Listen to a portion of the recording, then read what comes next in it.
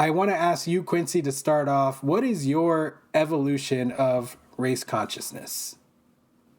Man, that's a heavy, heavy question.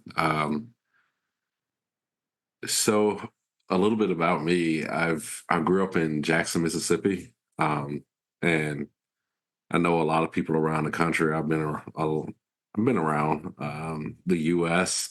A lot of people have thoughts about Mississippi. Well, I'm from Mississippi, and I've lived there probably 20 years, 20 some odd years in Mississippi, and so Jackson, Mississippi, right now is like 80% black city. So there wasn't really the way I can put it is that in the South, I think this is the same way in New Orleans or Jackson, a little bit of Memphis, a lot of cities in the South like that, where the majority of people are black. At least back in those times, I think times may have changed, but back in those times, and when I say back in those times, I mean early '90s, that sort of thing. Uh, there wasn't a lot of talk about race because if you're in a city with the majority of black people, the conversation of race didn't come up that much, and everything is subjective. So when I say it didn't come up that much, I'm comparing that to my life in Chicago right now. I'm currently in Chicago, and it's apples and oranges, the South to the North. There's definitely the subject of race was definitely something that was known and it was out there and it creeped into some kind of conversations every once in a while, but it wasn't to the point that it is in the north or when you go to Chicago and New York and those sort of places. It has a different tone, it has different meanings, and it has a lot of different things. I think the best way to illustrate it is if you compare the music in the early 90s from the South, compare that to the music in the early 90s of New York.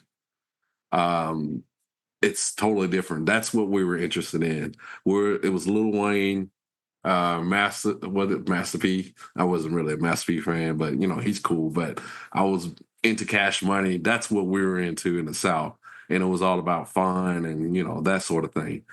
I don't think I really thought that much about race until I came to Chicago. I came to Chicago in my late 20s because I was like, hey, I need to expand my horizons, make more money, do the that kind of thing. So when I came to Chicago and I went to a liberal arts school in Chicago, oh man, it hit me like a bricks, like just in my face.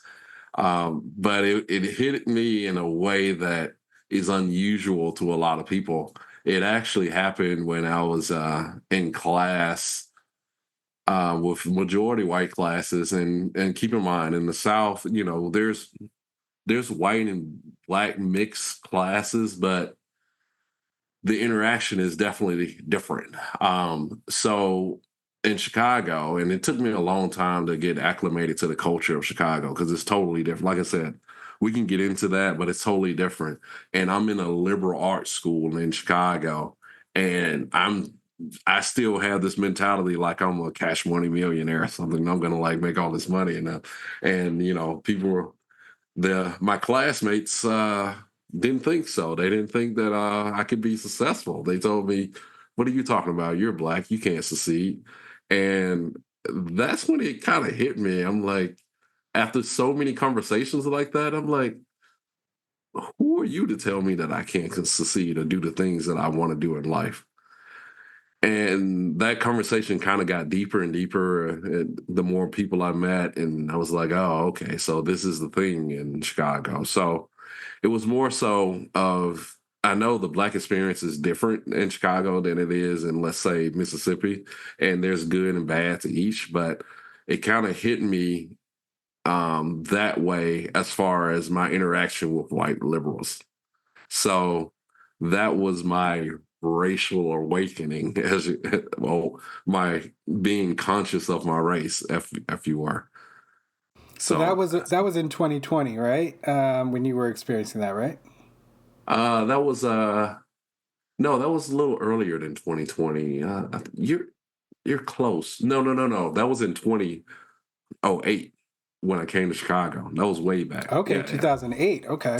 So I've been here about 12 years or something like that. More than 12 years. 12. I mean, I'm not that good at math. Well, I kind of am, but not in this scenario. No, I you think got it. like 16 years. So I came to Chicago in 2008. And then, so now it's 2024. So yeah, that was 16 years, man. Right? I've been here. Yeah. Yeah, that's a long time. Wow. So yeah, that was my awakening, my racial awakening, as it were. So where did you go from there? You have this racial awakening in 2008. You know, you're having these demoralizing and frustrating conversations with white liberals, having gone to a liberal arts school in Chicago. And what did that kind of inspire you to do? Well, it's kind of a slow burn process. I'm like the government, man. I move real slow when it comes to stuff like that. So it kind of things didn't really hit me like that until I began, like I got out of school, I was working and doing a lot of things in the city. And so this is just a side note. So I think I was still in college. One of my college girlfriends, she was white. And I think she was only like the second or third white woman I've ever dated in my life. Because I didn't date it. There was not a lot of white women back in Jackson, Mississippi today. But so I got a place on 43rd on the south side in Chicago. And if you know anything about Chicago, most of the black people stay on the south side, and a lot of black white people stay on the north side, that sort of thing. So she would come down there to visit me, and we would just do a lot of things together in the city. We were both at this college, right? So, and I had this experience.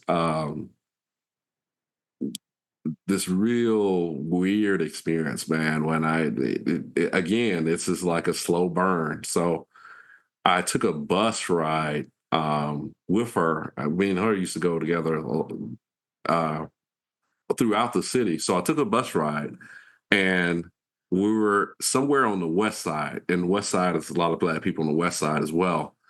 And we got on this bus, and it was a real bad area. I remember.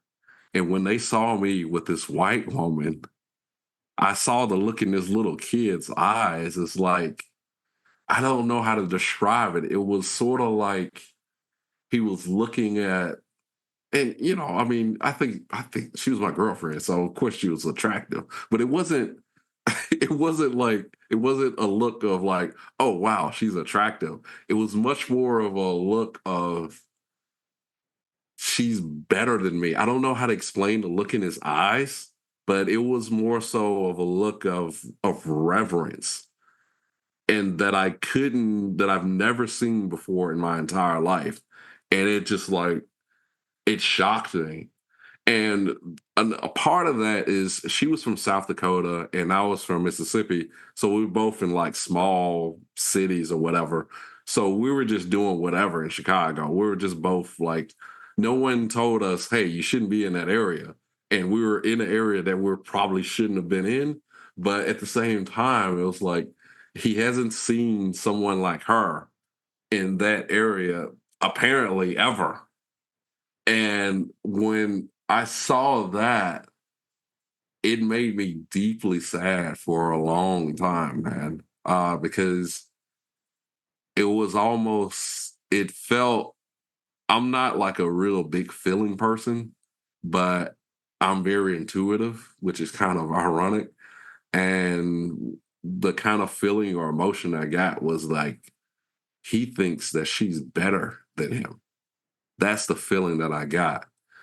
And then, when I graduated, I got into the working world and that sort of thing. And then fast forward to 2020, I think that was the pandemic and all of that kind of stuff, the riots. And that's when it just everything hit a climax for me. And I think Trump had a lot to do with that as well, because it's the same thing. It's like the racial thing just kind of escalated to the point where I felt very conflicted. On one hand, I'm like, how do I, black people who think white people are better than them exist. This is a thing now, and I can't ignore it. But at the same time, I have this white people who think that they have to do something to help black people.